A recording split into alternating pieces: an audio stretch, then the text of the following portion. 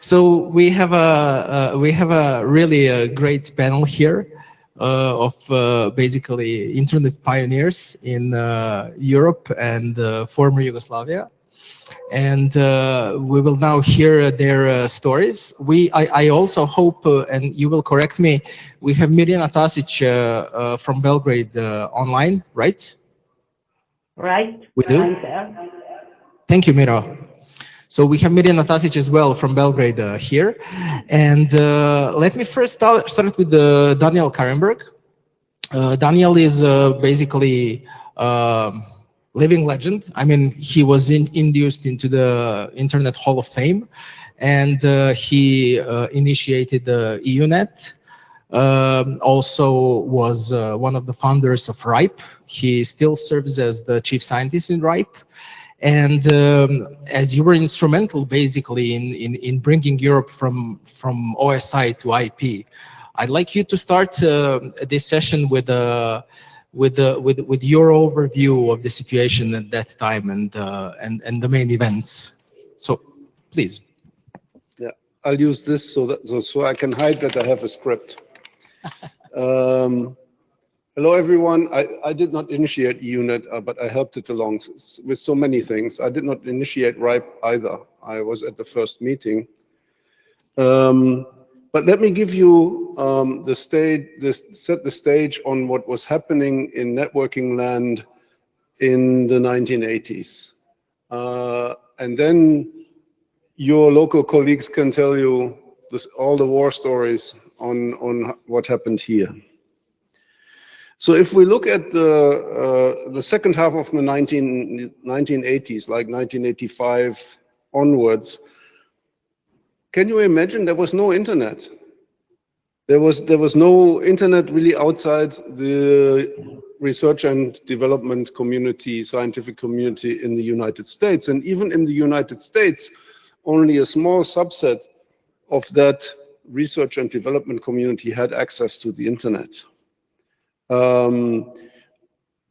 Networking, as we would define it today, was really a collection of islands. These islands were very often along the lines of professions or professional communities. The meteorologists had their own network, obviously. They were really pioneers there because they wanted to have all the observations and collect them. The banks had networks, would you believe it or not? And in the scientific area, there were like a number of big community-based networks.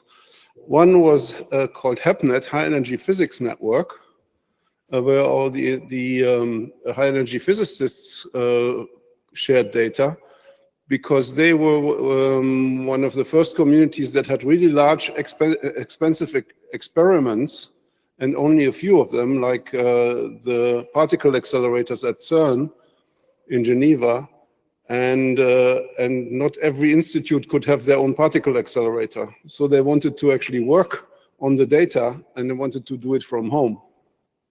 They needed networking. There were the university computing centers. You know, who knows what a computing center is? That's not everyone. See, because computers were big. You know, I remember a computer room at CERN that was about twice the size of this hall, and there was one computer in it, and it consisted of lots and lots of rows of cabinets.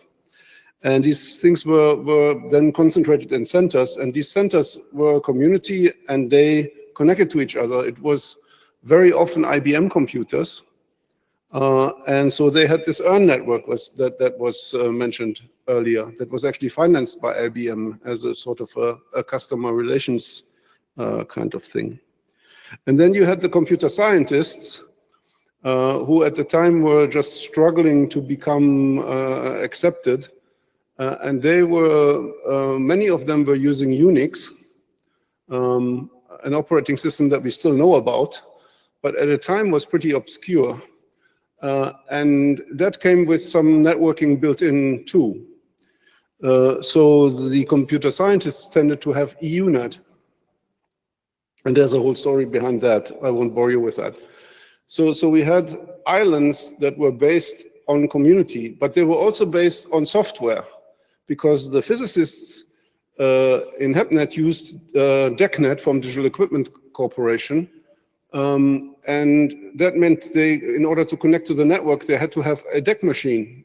So it was only one kind of computer that would actually talk to the same kind of computer. The same with EARN.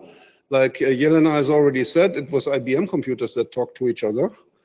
And in EUNet, it was Unix computers. Well, that was a little bit special because Unix ran on very many different computers. That wasn't new. At the time, it was, you know, if you bought a computer, the operating system came with it. It came with the machine, was supplied by the vendor of the hardware as an extra. Yeah, usually even for free. You know, if you buy this expensive computer, you get the operating system just for free. And Unix was special because it ran on different kinds of machines. So that is the scene sort of in the middle of the 80s. At the same time, if you wanted to actually connect and transfer data other than in a local building, it was very expensive. You had to use things like the UPAC network. There were different ones in different countries, actually run by the PTT. Those PTTs were monopolies. So you could only go to one place to actually get data communications. You could only go to one place in each country to get a leased line and things like that. And so they were very expensive because it was monopolies. And then if you wanted to transmit data internationally between two countries, there were two monopolies involved, so the price was even higher. You can imagine, one monopoly, another monopoly, price is 3 times as much. So this was the scene where we had to actually had to deal with. Now, what happened sort of towards the end of the 1980s, there was a little change because, first of all, in the US, the internet escaped the academic community. There were the first ISPs were born, PSINet and UUNet, and they actually started the KIX, the Commercial Internet Exchange, which is the mother of all internet exchanges. And I can tell you, I was there when it was so starting. It was just one router in one place. But what was new about it is that anybody could connect to it, not just the scientific community funded by the government. So this was happening. What also was happening in Europe is that all these islands that were there, like EARN, EUNet, HEPNet, we were interconnecting them. We were not interconnecting them in an internet way, but we were interconnecting them on the application layer. And the universal application was electronic mail. So we made all sorts of electronic mail gateways, very much improvised, and that is sort of the first internet working that was happening. And we had many of those gateways because, as I told you, communication was expensive. So if you had traffic inside one country, you didn't want it to leave the country because that was 3 times as expensive. And if you even went intercontinental, you couldn't pay for it, basically. What we also did is we found the pricing level of the monopolies was that if you got this much internet, it costs X, and if you got twice as much, it didn't cost twice X, it cost a little bit more. So the more bandwidth you bought, you got sort of a volume discount, and that led those networks like EUNet and HEPNet, for instance, and the emerging national research networks to cooperate, because if we all bought our own line, we got less bandwidth than if we shared and got this volume discount. So first international lines that were shared were between Amsterdam and CERN and between Amsterdam and Stockholm, and that sort of became a little bit of a backbone of networks, and every little island ran their own protocols across those lines. It was really funny. And then, sort of in the beginning of the 90s, when the history in Yugoslavia started, we were just beginning to use TCP/IP, and we were doing that because we had those leased lines anyway, or we had X25 that was paid by, co-signed by the European Commission, where we could run IP on. And we would turn those lines that ran the proprietary protocols of the computer manufacturers, we would turn them one by one into IP lines, because it was easier to manage and you could run everything else on top of IP. And so we sort of slowly built the internet. And that is sort of the stage where we were when all the stuff in Yugoslavia happened. So my job is done. I just set the stage, and I don't know what Slova's plans are for now. Thank you. Okay, I want to start with Avgust and Darko. First, tell me, how old were you at that time? I know that you were just out of university, right? Well, my name is Darko Bulat, if you didn't mention, but nevertheless, I was born in 1965. So at about 25, I was about 25 in 1990. But my involvement with telecommunications, I first have to say that I was very lucky in choosing the faculty. I went to the Faculty of Electrotechnics in Zagreb, which had the perfect laboratory for the telecommunications. They actually had their own X25 node inside, and VAX VMS computers and Unix computers and TCP/IP networks. These things were not connected, not in the sense that today, but it was good laboratory to do things. But you were more interested in hacking, in yes. Amigas and PC. Yes, and yes, but to start with the X25, this was a nice way to investigate what technology can offer for free, because it was on faculty premises. I didn't pay for the packets. X25 in those days were extremely expensive, especially if you go outside of your own country. Hacking the way through the X25 enabled me to find out all these nodes that you had on the map. I went from one node to another and saw how things are working. But X25 networks was also global. So you could, in a way, dial, so to speak, address, for example, in the United States, and through magic called dial out, you could, in theory, dial over the telephone line somewhere in the United States into internet node or into BBS or something. So there were many layers of different technologies, all disconnected with one another. So for me, it was a challenge how to master this technology, how to do something in my home. So you initiated one of the first BBSs, yes, in former Yugoslavia, Zagreb BBS. Actually, yes, that was in February 1988, and it was one computer. First it was Atari, then later it was IBM PC, even with its own line, and it was humming all night. How did you manage to get a line for the BBS? Was it your home line? Yeah, it was in my home. It was in my home. I mean, I had to pay for it. And the family didn't bother. I mean, they were okay with it.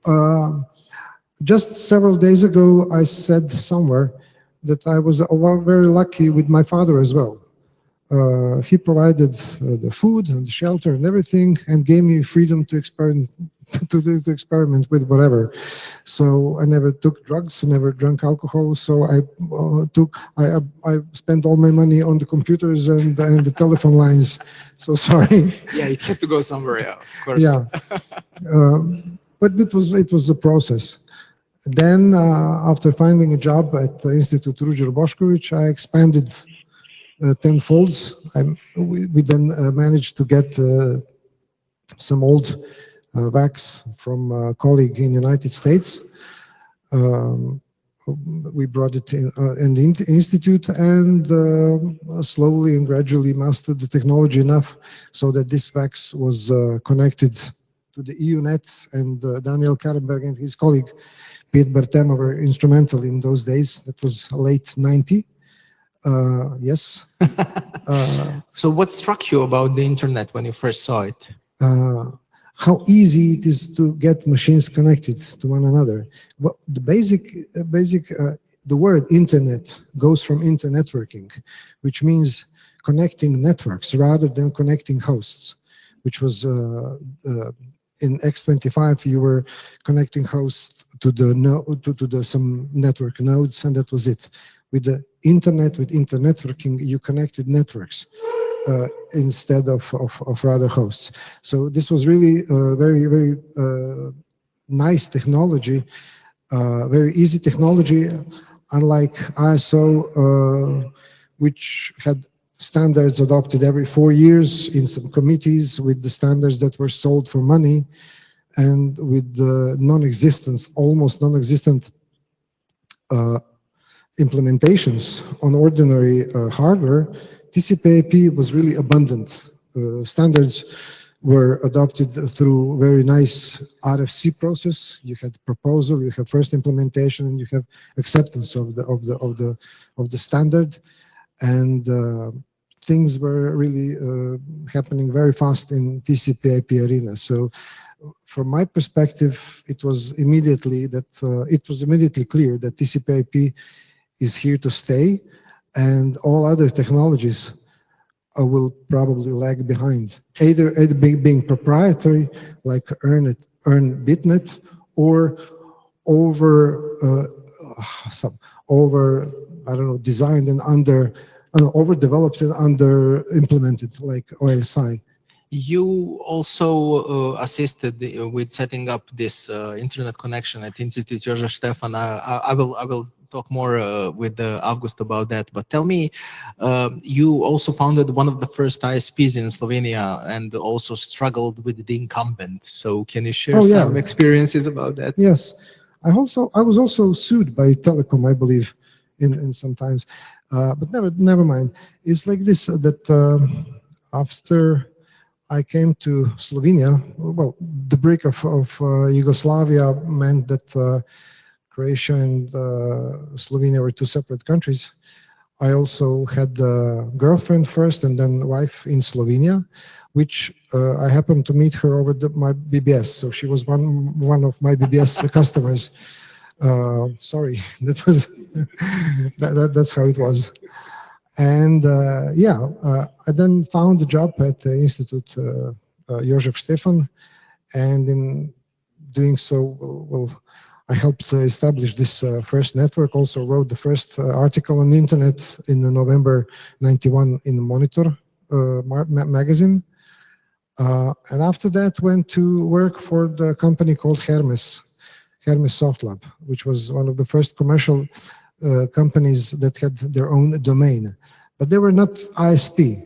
They were renovating payment system in Slovenia. Move from SDK, right? Actually, yes. So it took me like half an hour with the managing director to explain the benefits of TCP/IP over X25, rather than X25, because in first draft they envisioned X25 as a network infrastructure.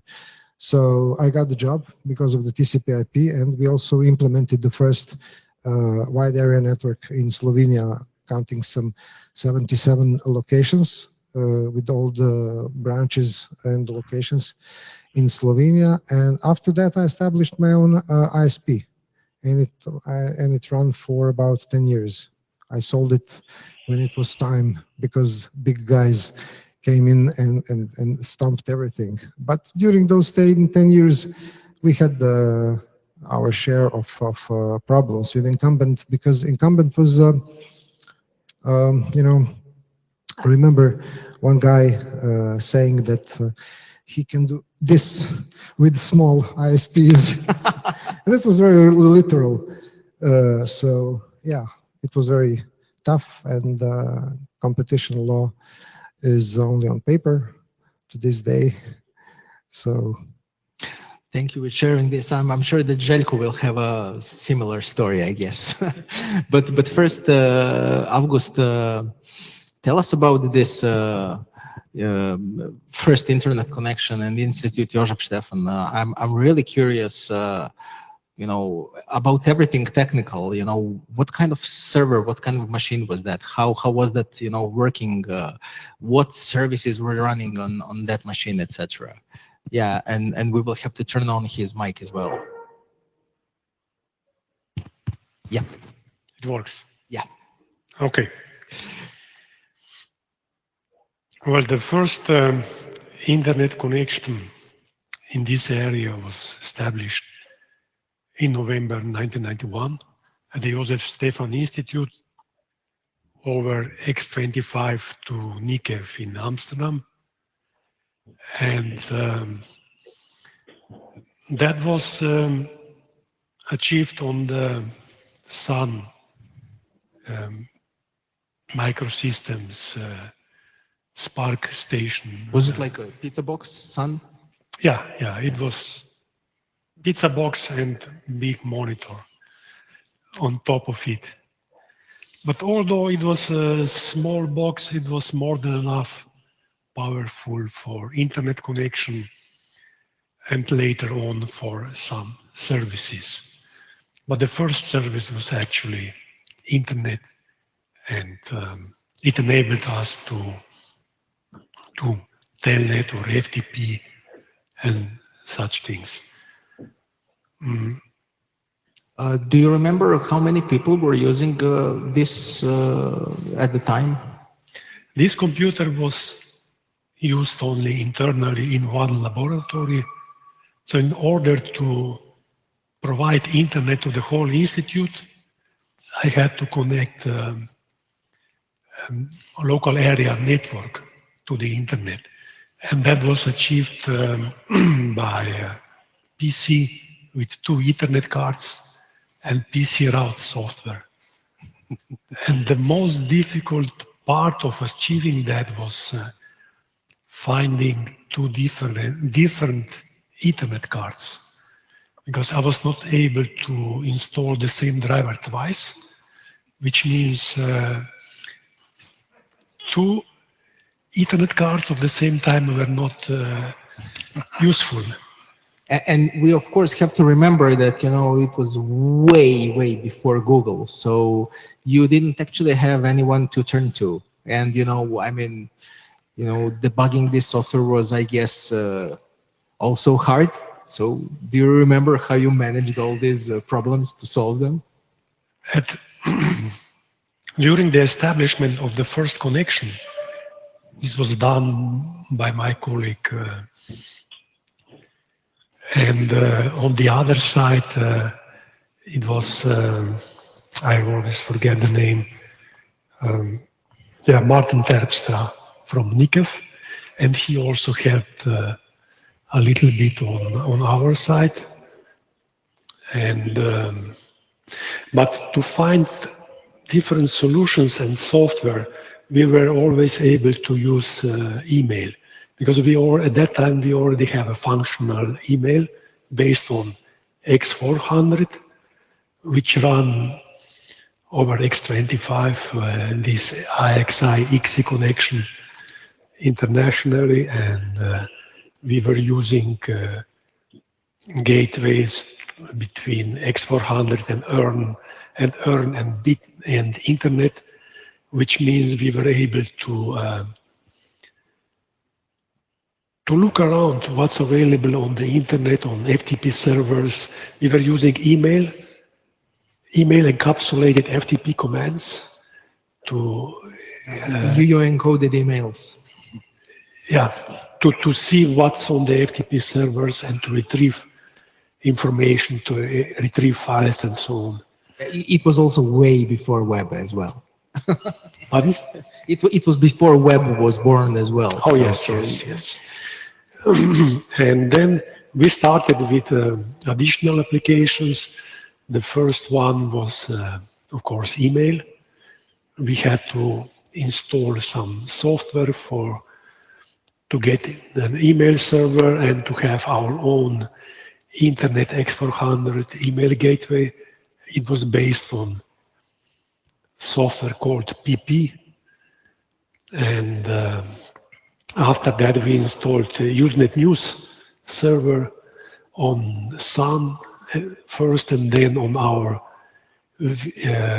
Microvax, which was actually the main computer where people had their own accounts. I want to ask you a bit more about that because, of course, this server at the institute that connected to the internet was a rather small part of the networking community in Slovenia at that time. At that time, there was a huge, I would say, huge network of DEC computers called SLON, Slovenia Online. Do you remember something about this network? And who used it? Actually, this digital computer I mentioned was part of the SLON of our DECnet network, which means that once we installed gateway between digital email, this VAX VMS mail, and internet mail, all the scientists were able to use our internet connection for email exchange. So that was the time of actually, time of encapsulation, of conversions, gateways. Yeah, at that time people were used to use many different systems because they started with digital mail, and then they were using, some of them were using UCP for mail, and we had X400, which was heavily used, and then internet mail came. So people were used to use different kinds of email systems, different types of email addresses, and they knew how to route email from one network to another through the gateways. Thank you for this. When I was researching for my master's thesis on the history of networking in Yugoslavia, I came across the first minutes of one of the first meetings of UNAC. And it's an amazing document where on one side you have names of the people present, and on the other side their email addresses. And each person listed 3 email addresses. One regular email address on the internet, one address on the DECnet, and one address on the BitNet. So it's an amazing document, really. It shows this, spirit of the times, so to speak. When you had a lot of 3 different identities, so to speak. Thank you very much for this, and I would like now to turn to Mira Tasić. I hope that she's with us. Oh. Maybe we can even see her. I hope that the guys on the stream see her. Yeah, okay. I don't see her, but I'm waving. I'm seeing you. Okay, great, Mira. Mira Tasić is an icon of internet in Serbia. She basically connected Serbia to the internet and was for a long time hostmaster of the .yu domain name. And I'm really curious for you to tell us the story about the first BitNet node in former Yugoslavia in Belgrade, and your role in it. And you were at the time a young researcher at the statistical office, right? Oh, don't say I was network engineer. It's too loud. Okay. How did it work? I was those days network engineer in Republic Statistical Office. I started there in 1985, and somewhere in 1987, I was brought to Linz to exchange information with the guy over there how to connect my computer, which was one IBM. Could someone be done with this very loud voice? What was it? someone help me because I'm not hearing what I'm saying. We hear you loud and clear. So, I mean, you can just ignore that and continue. Oh. Or try to ignore it. Yeah, that's better. Now I don't hear myself. I was brought to links to exchange information how to connect IBM and training on which I was working as network engineer to something which is called European Academic and Research Network. The history of this is a little bit long. It lasted, let's say, at least 1 year before that, because some people from the University of Belgrade, faculty for mathematics and physics and chemistry, showed that something exists in the academic community which gives opportunity to the people in the community to exchange mails. And they were keen to get the same thing in Serbia or in Yugoslavia.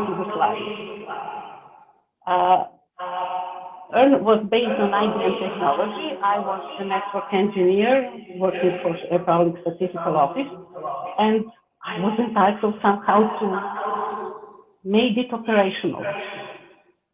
And our node was established. First, we had to hire a lead line between Belgrade and Berlin, and this line was really very expensive. I remember that it costed 10,000 Deutsche marks per month because we have to pay the both sides of the line. I mean, Yugoslav part of the line and also Austrian part of the line. That's exactly what Daniel mentioned in the beginning, in the introduction. Another problem which we got is how to provide decent modems to operate on such a long line. And we were happy at this moment because Rutherford Laboratory in London replaced their equipment. They bought new modems for their instruction, and they donated those modems to us. So we made our first connection with the donated modems, and we connected Republic Statistical Office and University Computer Center in University on Linz using those Željko modems and this line between Belgrade and Linz. Those were really pioneering times. It was very nice. I remember that you mentioned at one point that you went to Linz to take some kind of a training over there to operate the BitNet connection, and that you came back to Belgrade with the magnetic tapes, the software on the magnetic tapes. Is that right?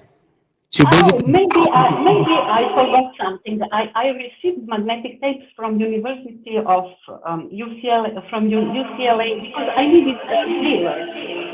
Originally in IBM distribution, there was no software which could exchange mail over in this environment, in this network environment. And UCLA produced a mailer based on one of the protocols inherited in IBM networking, and those tapes I got, but I think I needed at least 6 months to get this tape, and we got it for free because it was used in academic environment. Those days, people exchanged a lot of information and a lot of software and a lot of experience between the community, and that's something which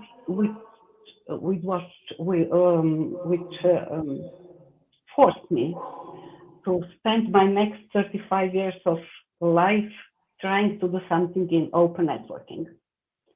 The first experience with European Academic and Research Network. Completely new experience and new spirit of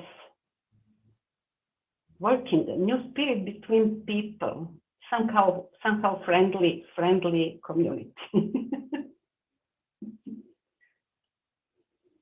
Hello? Tell me, for a person just starting with basically networking at the time, were you finding the community welcoming?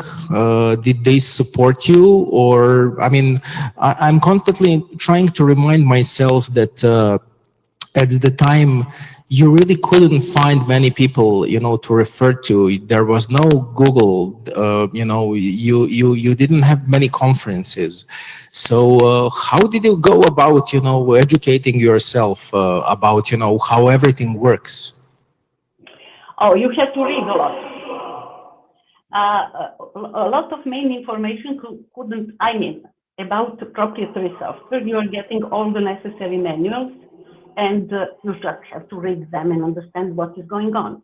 On the other hand, when you start to work in this academic community and with email as a tool, you could get very easily information from any person who knows something. He would share his knowledge with you. So it was a very friendly and very cooperative community. And sorry. And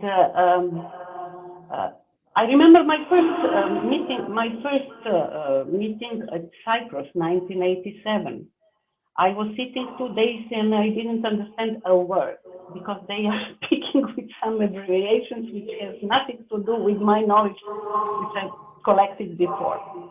But after that, I found a few persons who are willing to speak with me and to explain to me everything what was not so clear to me, and they accepted me, and that was very nice period of my profession, maybe the best period of my professional career, of my professional life, working with them. Thank you very much for this, Miro. Please stay with us. We will get back to you soon. Okay. But I want to move now to ask Wam a couple of questions, because unfortunately, after all these initial successes, we had a war in Yugoslavia. It was pretty bloody and violent, and telecommunications infrastructure was one of the first things that were destroyed. And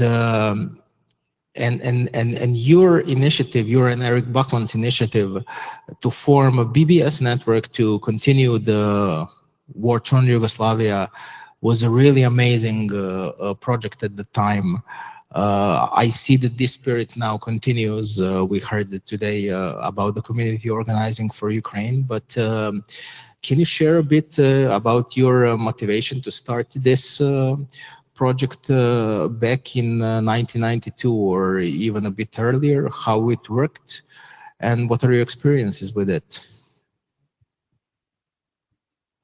Give me sound. Thanks. I have to start somewhere. I studied psychology and sociology in the 70s and was looking at these huge computer centers, and people told me what you could do with it. So I was dreaming, imagine you could carry computers around. So I wrote my doctor thesis about the question, imagine computers become small. And imagine what you can do with it when you connect all people in the world and they can communicate with each other. So in the mid-80s, I was coordinator of an international network against acid rain in Europe.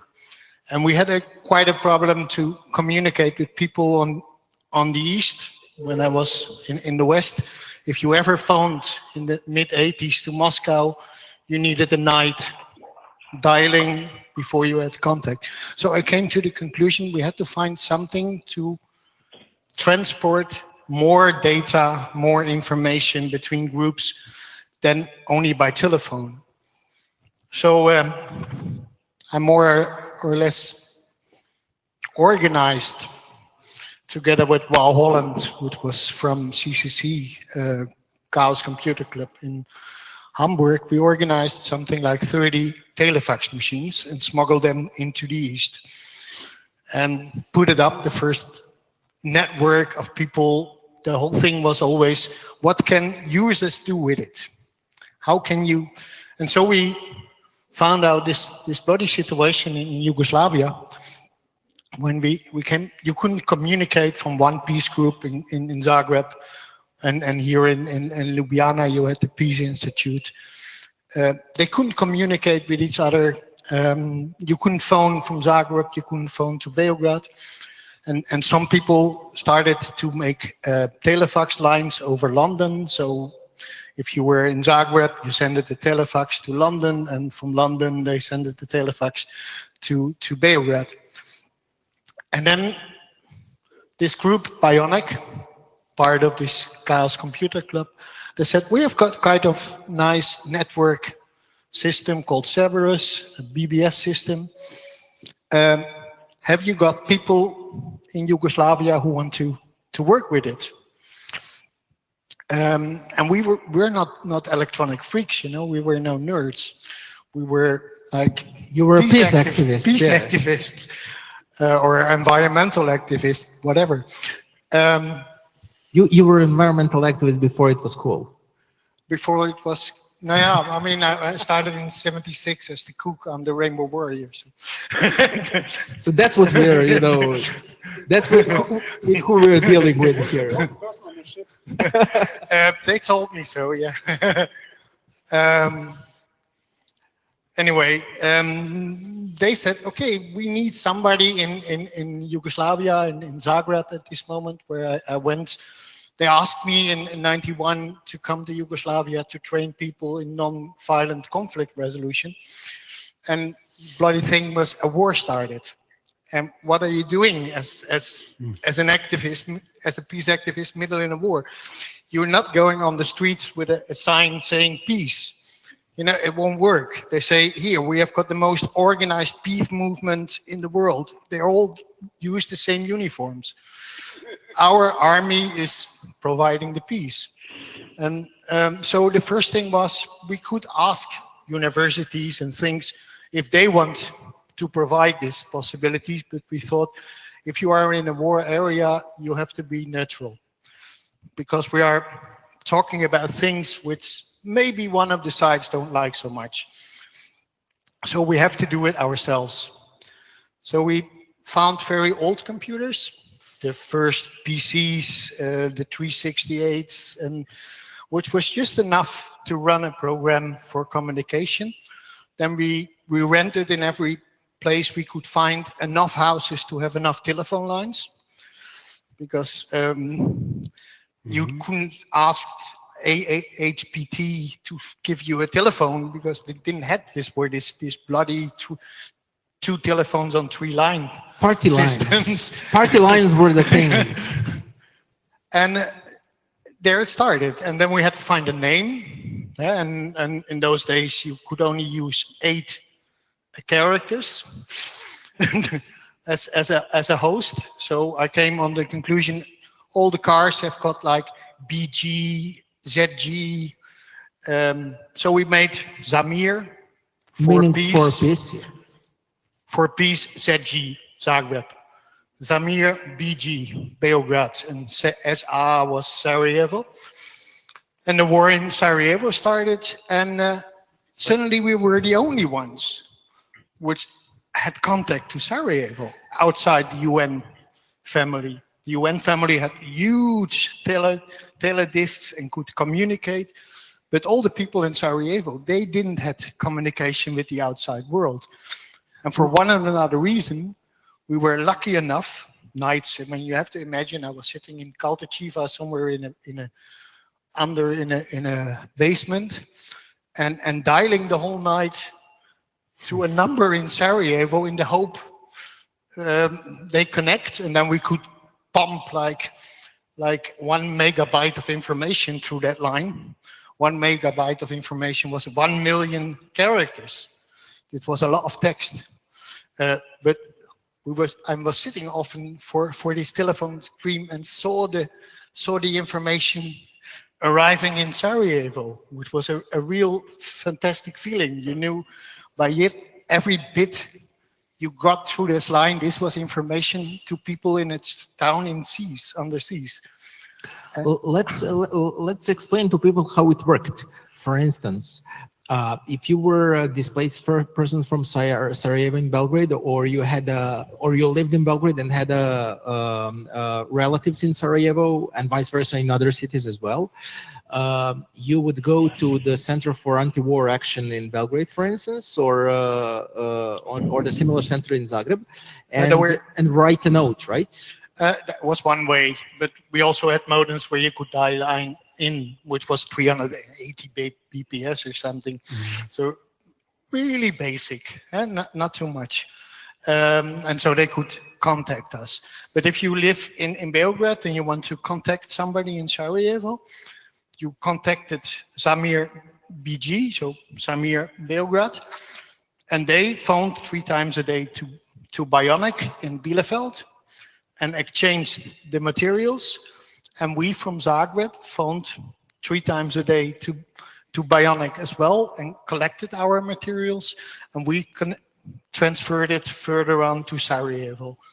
For example, I don't know how many people know Yugoslavia a bit, but in Western Slavonia there is a town called Pakrac, and the line, say the difference, went straight to the town. And we worked on both sides of the line as peace activists. We tried to do social reconstruction this place. And we wanted to hook up the children on the one side of the line to the children on the other side, because they used to be on the same school, but they couldn't connect, they couldn't talk with each other for almost 2 years. And the minefield in between was something like 500 meters. So you had to really shout very loud to get over this field. So we had a host in Pakrac on the school. There the children wrote their letters, and this was sent from the host in Pakrac to the host in Zagreb. From the host in Zagreb, it went to the host in Bielefeld. From Bielefeld, it went to Belgrade, and from Belgrade to Banja Luka, and from Banja Luka to the southern part of Pakrac, which took about 24 hours, and we thought this was crazy. This was lightning. It was Blitz. Blitz later on became a fully different thing in that area. and tell me, I know that due to constant shelling, the infrastructure in Sarajevo was also destroyed. So how were the messages transmitted in Sarajevo locally? There were two possibilities, because this thing, first of all, we had to have the network 24 hours online, which was in the town on the seas not so easy. Half of the time the telephones didn't work, and other half of the time the electricity didn't work, and the possibility that both worked at the same time was maybe 3 times a week. So we have to find people. I started to write diary the first day that I arrived. I had children, and I wanted to write them what their father was doing in Yugoslavia. And for one and another reason, these diaries ended up at CERN. In CERN in Switzerland, there was an awful lot of Yugoslavs working. And my diary was the first diary, the first block, you would say today, which came out of a war zone, where somebody was walking with a kind of small, nowadays you would say carrying top. You couldn't call it a laptop. It was really a few kilos, through this area, and connected his modem in places where a bomb destroyed everything, and there was only wire coming out of the bottom, and I had to find the 2 wires to hook my modem. So in Sarajevo, we got a solar power system from the University of Aachen. And from Vienna helped us, and people in New York helped us to make also systems that we could work 24 hours a day. And from our, Also, our solar powers has been hit a few times, so we had to bring them in all the time. And most of the time, the UN didn't want to transport those things. You know, they said, computers, people don't need computers to stay alive. And we said, people need computers to communicate and to tell what they need.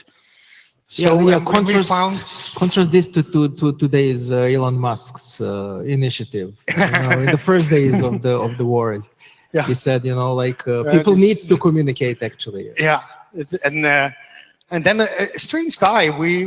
I never heard about him, but for one or another reason, my diary was somewhere in. I got such nice emails back from Secretary Goff, so from the President of the United States, telling me they want to help, what I'm doing there. And then a guy came called Soros, and he said, what the heck? If the UN don't want to transport your system, I'll give you the money. I will buy an airplane and fly to Sarajevo. And he done that, really practical. I wrote a story saying we need materials for people which has what you call it, diabetes, and they need to have these materials. And the town was on the seas, and there was 50,000 diabetes patients in Sarajevo. We couldn't get materials, medicals in. So I wrote such a story like, imagine there's a lot of companies in the world who has done so many wrong things, chemical companies. Maybe they want to donate medicines. And imagine there is pilots who, out in America, which have been flying helicopters over Vietnam and want to do something real good. Let's come them to Yugoslavia and fly helicopters into Sarajevo. And imagine we have a helicopter. And it was a dream. But the dream became real within 5 days. And this was the funny thing when you started to imagine what it meant to be in that area and to say this and this and this is possible. And see this power of communications as well. And one of the biggest things in Sarajevo was the Pony Express. The Pony Express being, we got the messages on it was here, the picture you shown, it was the telecommunication, the post. In Sarajevo, we had a place in the basement. On top, we had later on a satellite dish paid by Soros. This is this fantastic thing where on our office stood this nice sentence, "Ova je Velika Srpska," and under it stood "Idiota, ova je posta." Everybody understood the joke? That was our office. And so people from America sent messages to Sarajevo. We printed it, and the Pony Express delivered it. So every day, about 50 people run through Sarajevo, delivering messages to people which maybe were there where they used to live, or there was a sign there where they went through. This I later on also made after Kosovo, because yeah, there was a continuation. Yeah, unfortunately. Thank you for this story. It's an amazing story, and I can go on for hours. You know? Don't worry. It's an amazing and underreported story, and I'm really glad that you. Add also the technical parts, but this is not so important. No, I mean this people part is much important, much more important, I think. I'd like to turn to you now, Željko, because as we saw in the presentation, Montenegro was, Jelena mentioned this digital divide. Yes. And Montenegro was, usually on the wrong side of it. So, and you were the first one who actually brought internet to Montenegro. So please tell us how you did it. And what were the challenges associated with this? Coming from smallest and most probably least developed republic of former Yugoslavia, we came to internet quite late. Actually, first internet packets, internet traffic came to university at the second half of 94 by connecting to University of Belgrade using already mentioned UPAC and TCP/IP stack over X25. But there was no much traffic, and actually there was no connections in Montenegro up to August 1997, when a private company, and most probably with political decision, former Telecom and the government entered the joint venture with private company. Private company made connection to Belgrade, one small internet provider in Belgrade, using private lines, not using X25, but using private dedicated line to Belgrade on 64 kilobits. And a couple of months later, due to some political reasons and increased capacity requests, Internet Crna Gora established satellite link to the United States. At the same time, I managed to obtain a set of IP addresses and AS number, as it was requested by Orion satellite to have connectivity, but it was the first addresses dedicated to Montenegro. University got some, when they connected in 1994, they got some subset of addresses allocated initially to Belgrade University, but these addresses were the first on Montenegrin. I have to ask you one thing, which really struck me. In what was left of Yugoslavia, it was called the Federal Republic of Yugoslavia, and it was Serbia and Montenegro. It was a country under sanctions, really harsh sanctions. And there was a huge inflation in 1993. Back then, there were no possibilities of trading with abroad, and the economic situation was quite dire. Apart from everything, you know, the war that was happening around us. And at that moment, you had people who were, I would say, you know, crazy enough, like your partner in Gamma in Belgrade, and yourself, I would say, to think that you can make a private enterprise, you know, to begin with, and then on top of it, deal with internet. So, I mean, please explain it to me, you know. It was actually, it was private initiative coming from one person, one of professor from Montenegrin University. He'd been in United States, then in Russia. There he meet one of, we could say now, entrepreneurs, and he found, yeah, we could try to invest in internet in Montenegro. Internet is huge thing, we can find something, let's try. And when they presented that idea to Montenegrin Telecom and Montenegrin government, they didn't been so enthusiastic to invest, but they somehow decide to join the joint venture. So Internet Crna Gora, as a private company, started with 25% actions, 25% part of company between the telecom and government. The telecom was owned by government, so it was just political decision. We are going 10% to government and 15% to telecom. That's our 25% in company, and other 75% were privately owned capital.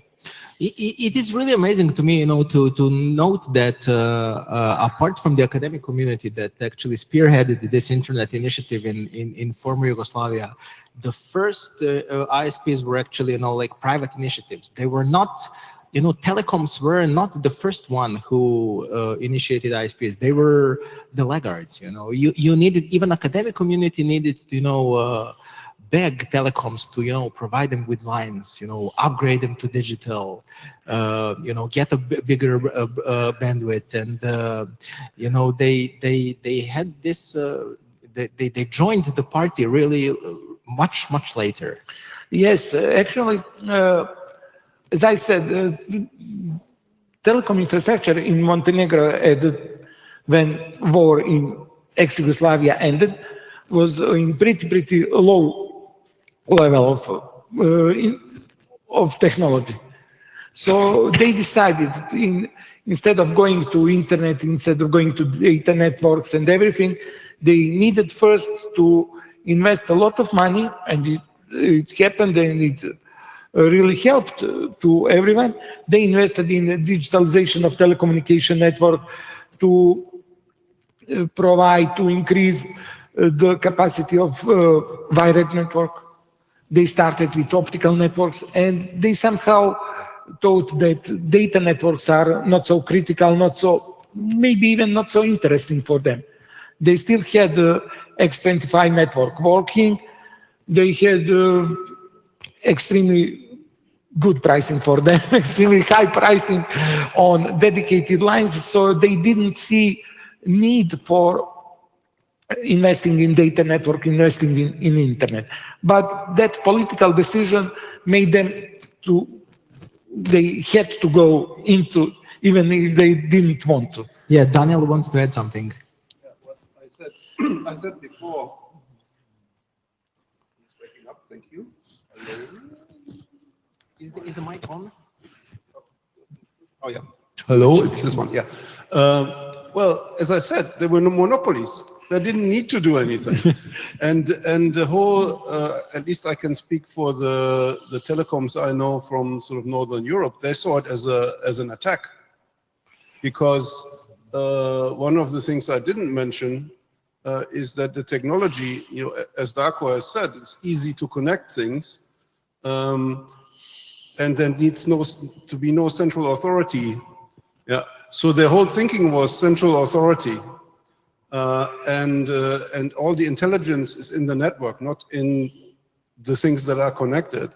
Whereas the internet is the exact opposite, where there is no hierarchy, and the intelligence is in the network, and is in the hosts, and the network is pretty dumb, so you can easily connect it.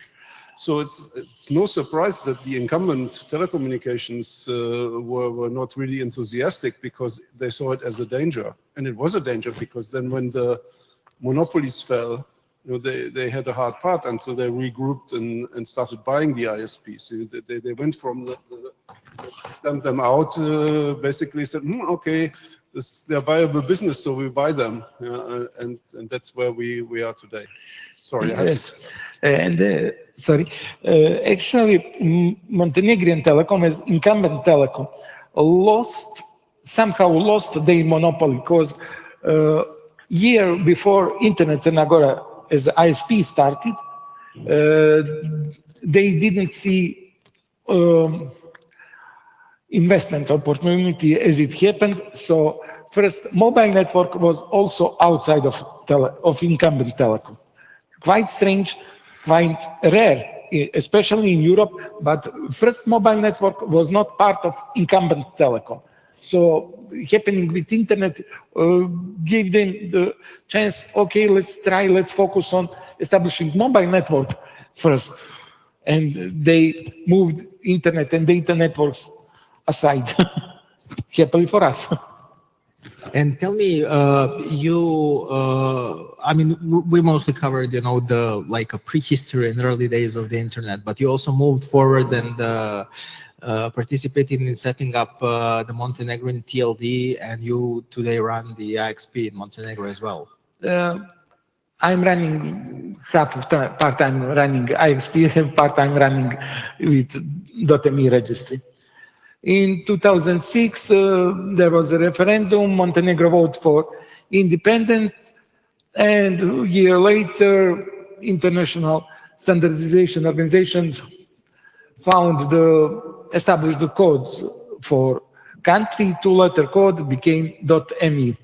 Luckily, lucky us. They simply followed the rules. The rules were.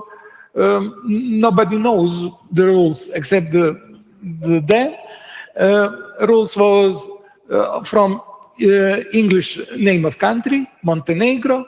We are using two letters, first available two letters.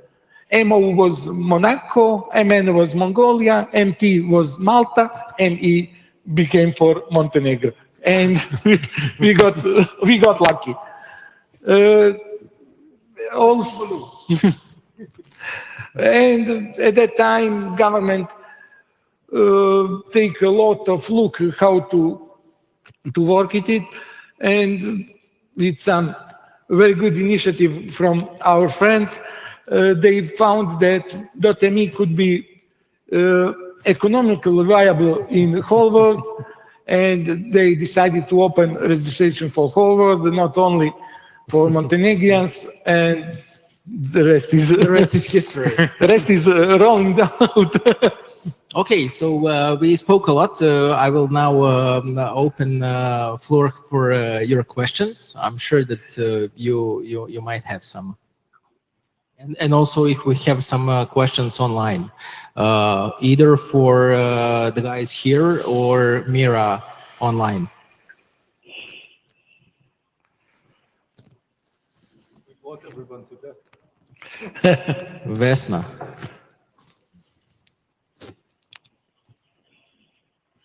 Thank you. I have a question to VAM. I did post it online too. From your experience with ZaMir, and can you make a parallel between the ZaMir's history and what is happening today with the war with the internet in Ukraine because of the war, and with the internet in Russia because of their government policies and sanctions? Thank you. That's not the only thing which is almost similar. Yes. Some of the things where I'm not a computer specialist, you know. I'm just an ordinary guy which like that people can communicate with each other. And since the internet is quite national controlled, one of the things we were thinking of was to establish a hookup possibilities. When we were working with groups in Eastern Europe before '89, we always imagined that when we were using modems, somebody of the secret police was listening to it and hear this fantastic noise over his headphone and had headaches for quite some time.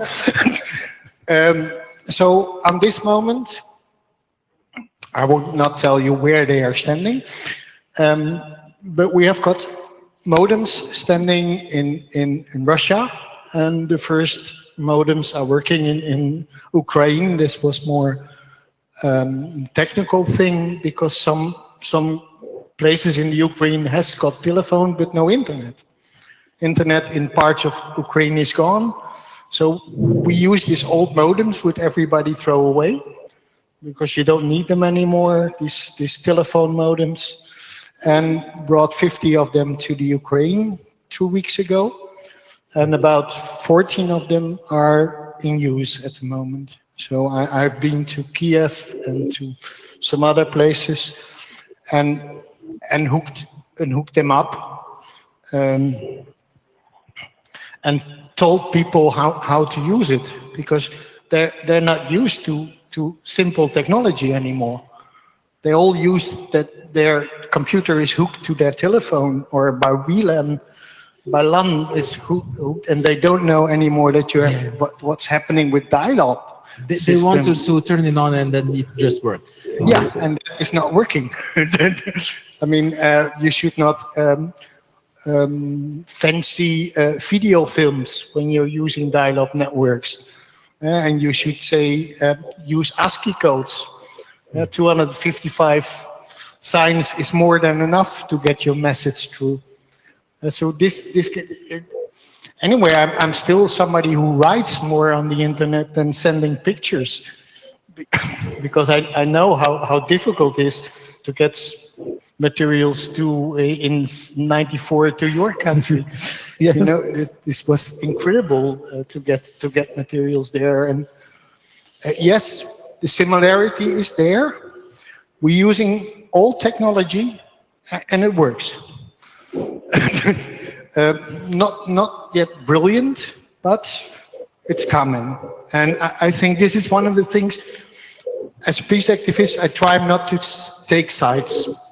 I try, how stupid it may sound sometimes, I try to be neutral, and I try to imagine that when people talk with each other, and that's the internet, you know, this fantastic thing, what the internet can do is hooking up people. And what we have seen in the last 10 years is that people don't communicate anymore, they're fighting. The internet is a war zone for a lot of people.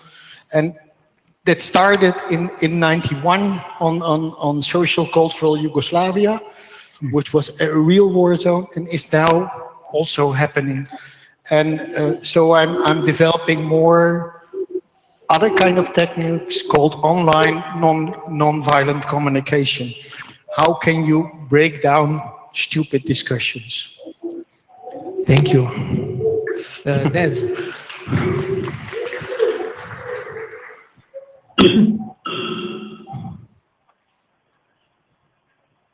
Hold on a sec.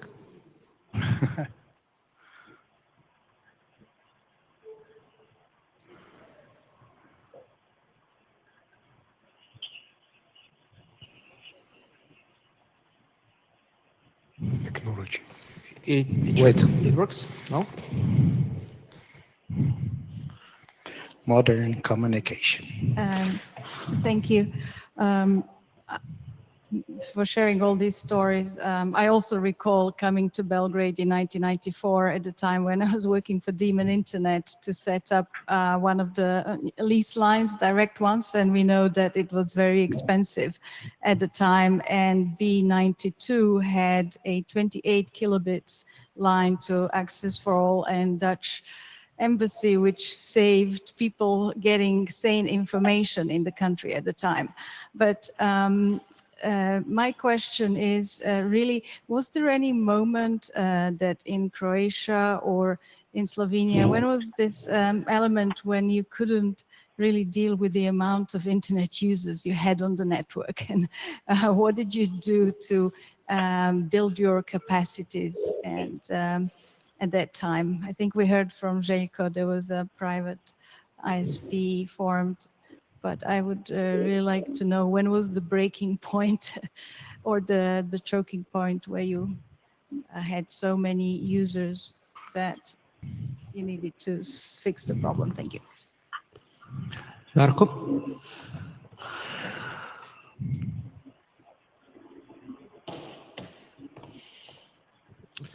Well, as daily usage of the lines, either telephone lines or internet lines, they fluctuate up and down, and you don't really want lines to be at 100%, because if it's on 100%, it means either the delays are going to be bigger, or in case of telephone lines, people will not get the answer on the other side for the dial-up line.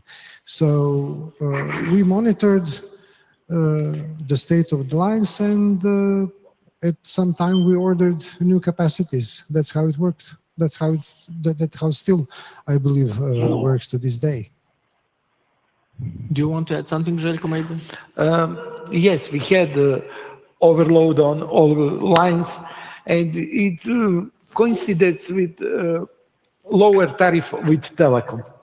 Our telecom, and I think most telecom in ex-Yugoslavia, had the lower tariff from like 9 to 5 in the morning, and at 9:10 it was almost impossible to get free modem to answer. All lines were busy. That's when we try to offload some traffic by installing point of presence in other cities in Montenegro, which unfortunately leads to customers calling smaller cities, as they also had 8 or 16 lines, but with increased intercity costs. So it was like almost 5 years until incumbent telecom established E1 lines, so we could start with collecting all lines and establish simple single tariff for all calls toward internet dial-in numbers. You wanted to add something, Lom? Yeah, all our nodes were always overcrowded. I mean, we had over 2,000 users only in Sarajevo, which was this was the funniest thing. What happened? Bosnia and Croatia were more users of the internet than in Germany in 1992. There were more people using emails, and one of our most funniest nodes was in Pristina, and that one was completely overworked, and not by men. We started a project called the Digital Witches, which we learned women how to use the internet. And now you had this typical situation in Kosovo that the man sits in the coffee bar and discussed the world problems and solved them all. And the women were not allowed there, but the women came together and sat on small laptops, communicating with the world and getting things done from which the men were dreaming that they were doing it. And it was kind of a fantastic experience that women of 60 years old or 70 years old, which is rather old in Kosovo, we're mailing, we're sending emails, and that in '94, you mean that was further than most of the emancipation in other countries in electronic mail was going, and that in one of the parts of Yugoslavia where you never expected that it would have worked. And of course, shout out to one of the digital witches, Vesna Manojlovic, here in the audience, one of the originals. Okay, I don't see anyone else in the queue, so I propose we take another round of my questions. I would like to start with Mira Tasić, if she's still with us. Yes, I am. You are? Okay. So, and Mira, again, please say to people to mute their mic. Okay, so I want to ask you one question. What was the one, maybe, thing that you learned or thing that you carry from the period that we are talking about that you think is still relevant today, or some mistake that you made that you think that we shouldn't make looking forward in developing the new internet? I'm not sure that I understood the question. I think I was doing the best I could. So my conscience was silent concerning my professional life.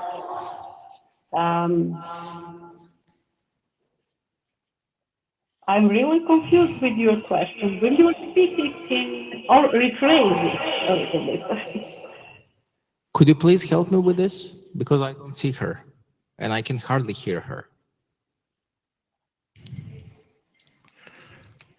No, there is a question from the chat, so I'm going to read the question. But it's a different than. No. Okay. I will try again. So, Miro, any lessons you have for us out of your big career? You know, do you have any advice for us? How not to screw the internet in the future? What to do with the internet in the future? How not to break it in the future? Oh, I was always willing to cooperate, and I think people would do things in a good faith and share the knowledge between people. If something is wrong with this voice in the room, because I'm hearing myself.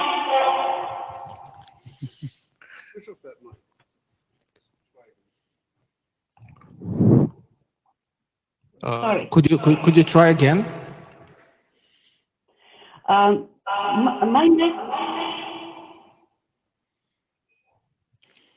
Let me ask people to mute their mic in the room, please.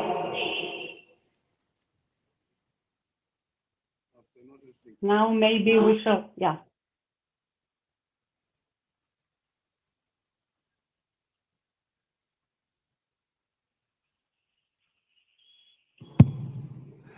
I'm sorry, we are having some technical difficulties, so we might get back to you later.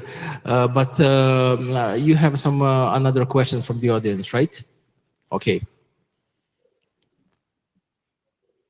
Okay, this is a question for Rihanna. You've spoke about how important it was for you to experience the open and approachable communities when you first joined academic networks and start communicating with peers over email. With the internet now almost everywhere and in the West dominated by big five corporations, what is your perspective on internet communications, and are there any lessons from those early networks that you could learn from now? Thanks. It's a great question, and I want to pose this question to all of you actually, to reflect on the current state of the internet and, what would you advise us in the future? So let's start with, should we start with Darko? Well, I do have some ideas regarding internet as I saw it from the beginning and I see it today. And one of my sentences is that a couple of years ago, I think we were in the best time of the internet, which means that this best time already passed. Which means that in the beginning, there were a lot of freedom on the internet, but there were no really a lot of content. So content grew, customers grew, people get connected, everything went up. But in the same time, the problems that arose with this multiplied, and the government started to take closer look and scrutiny regarding internet. Not only internet, about the social networks and the internet-based media and whatever. So the regulation started. So we are now in the post the best time era, which means that the regulation is getting more and stronger. And now the amount of the quantity of information is so big that it's really hard to filter what is important, what is not important, what is garbage, what is gold. So, but that's how internet was actually meant to be. So in the beginning, we knew that people will eventually get connected, well, at least I. But regarding internet itself, I also knew that we will not be that important, because who now today talks about the electricians, about the plumbers who provide the water. So internet is just an infrastructure, somehow that we all feel that it's here, it's working good, and nobody says thank you to his ISP. But if things are not working, then we all pick up phones and yell to the person on the other side, or the robot, or to the music, because we can't get the live operator. That's how it is. That's the today's state of affair. And of course, younger generations don't even understand what does that mean that there were no internet. What do you mean there were no internet? Well, it works.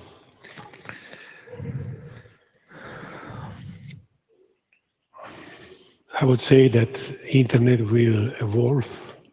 You will get faster links, more content, more demanding content, more users. Users will learn over the time how to use internet, I hope, in a more productive way, not just wasting time on Facebook or whatever they are using nowadays.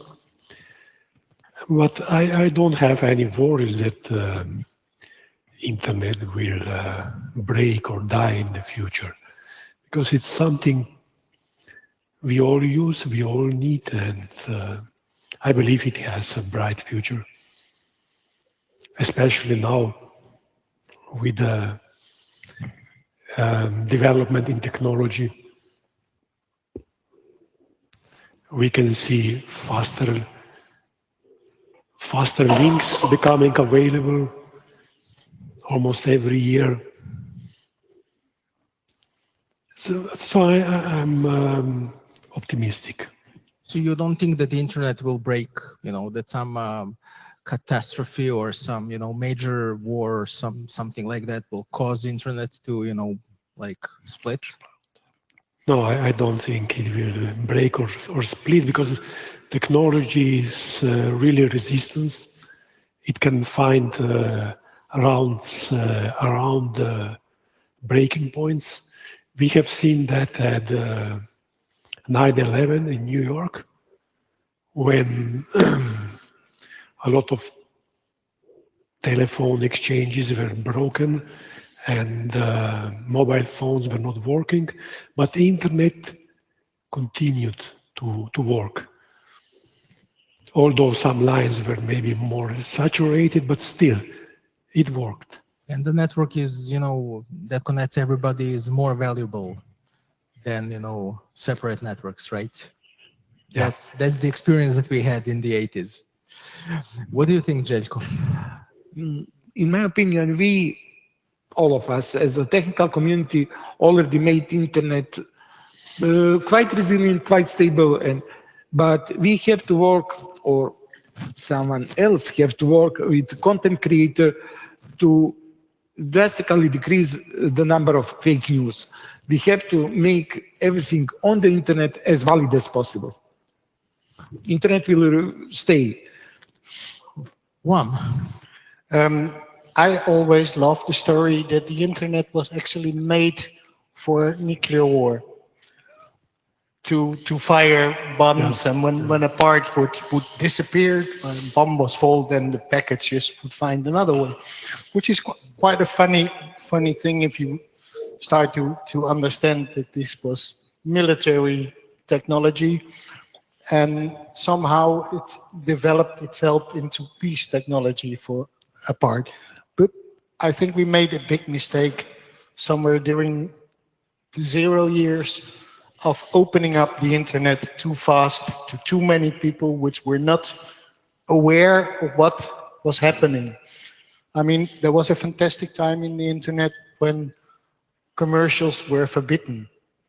If somebody would put a commercial on the internet, they were completely bombed by emails, and the whole host didn't work. What you say, fake news. We have seen in the last 2 years how desperate this is. That we have got. I mean, as a sociologist, you start to understand. You see that there is a whole part of the people in the internet which believes in a completely different reality as I do, although we live next door. They are living. I'm living in Germany. Yeah, in a forest. 5 houses, 10 people, 10 kilometers away from everything, and my internet connection is a satellite, and I can receive almost everything except from videos, which saved me the last 2 years of not looking at dozens, hundreds of stupid YouTube videos, which people send me links because they may be interesting for me to look at. But now it's getting harder, because since 6 weeks they are digging from the town, which is 10 kilometers away.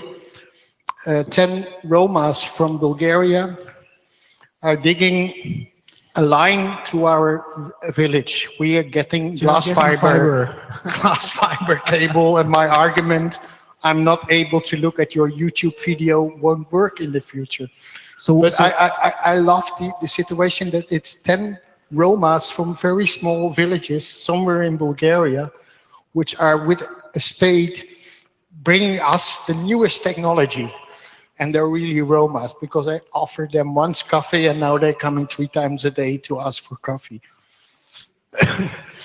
Okay. And this is I mean, the internet will survive one way or another. It is a system, but we have to start on school level, on lower level, to make people aware that everything which is on the internet don't necessarily have to be true. That it's also half of the things are nonsense. It's like with email, that the amount of spam inside of email is about 1,000 times more than the real contents. And these are things which hasn't got anything to do with techniques. Mm-hmm. It has to do with human resources. Humans have to take care about the news on the internet.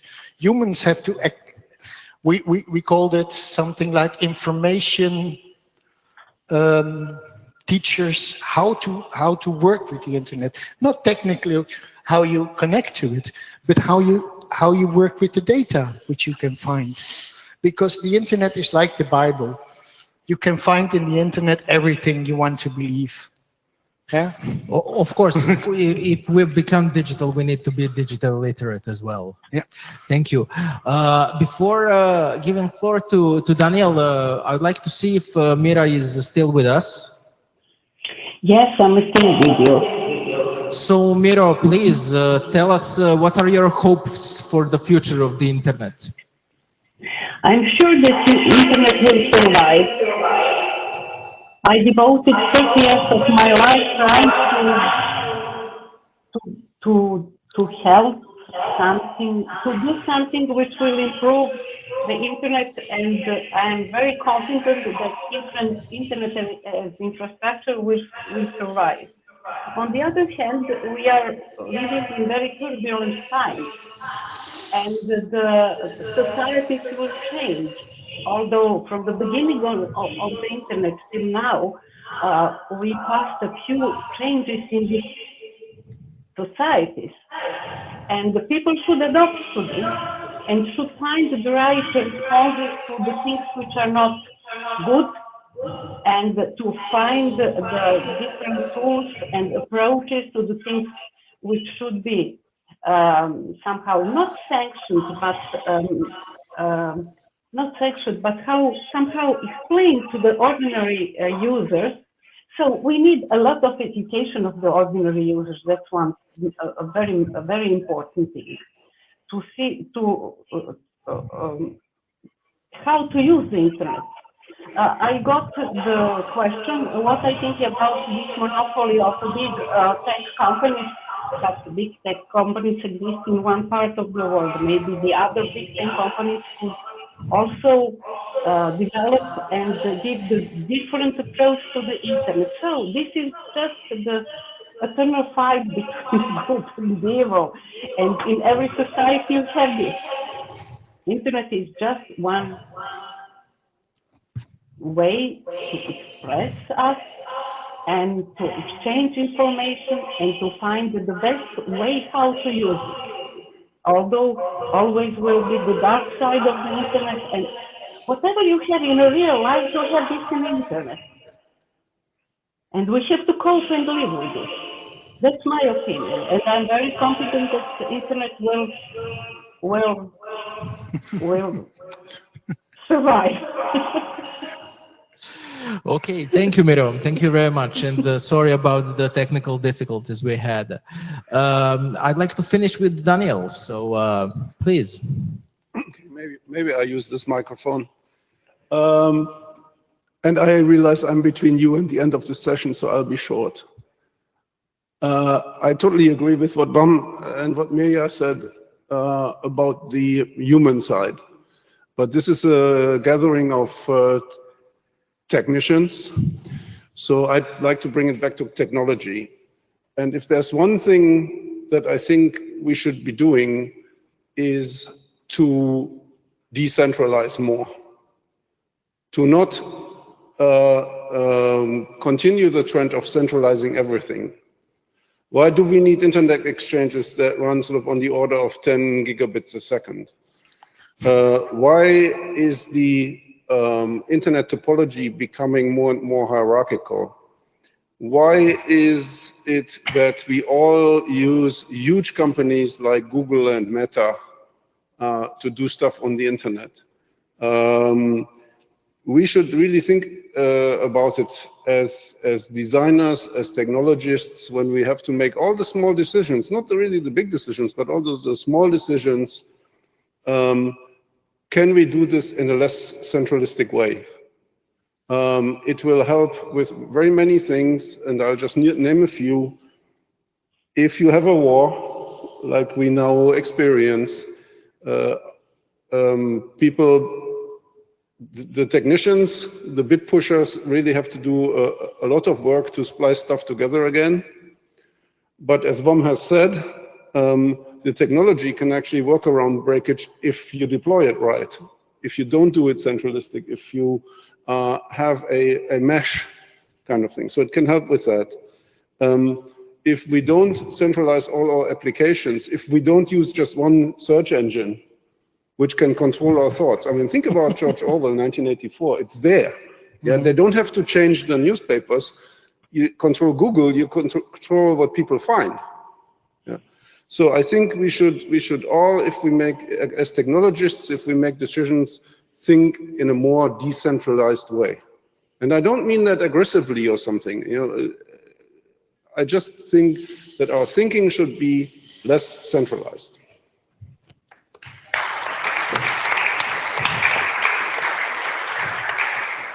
Thank you, Daniel. It was an amazing session. I mean, here at the panel we had people who really created future 30 years ago. They established first internet links. They brought us Stripe. They established first BBSs, first ISPs, internet exchange networks. They risked their lives and connected blue and white lines in the basements under fire, and they still continue to do this and get back to the community.